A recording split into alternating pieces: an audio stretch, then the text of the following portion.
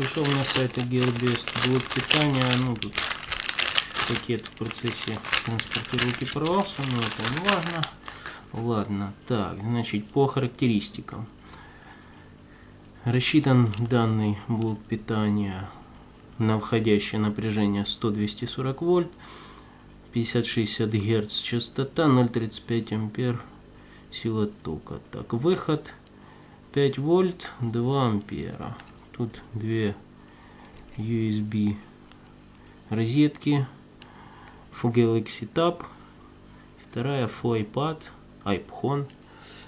Так, ну, сейчас посмотрим, что он тут реально выдает. Так, проверяем. 4. Так, а ток откуда взялся? Зачем он ему?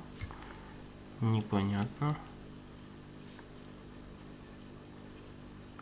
Очень интересно. Ага, все, это был какой-то глюк. Хорошо. Так. Напряжение в верхнем. В общем, видите, что в верхнем напряжение чуть-чуть больше. Но, насколько я понимаю, тут разные будут токи, соответственно. Вот 5,23 в верхнем и 4.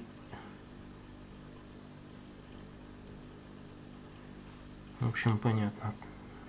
Ток откуда-то берется, воспринимает этот тестер как, наверное, зарядное устройство, точнее, как нагрузку. Ладно. Проверим сейчас на выдаваемый ток. Вот у меня есть USB паяльник. Сейчас я его подключу.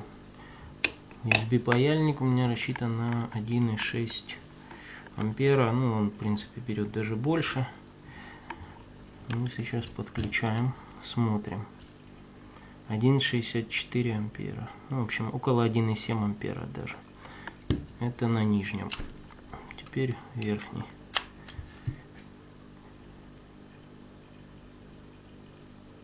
1,7 ампера. Так, ну все, блок питания рабочий, все с ним нормально.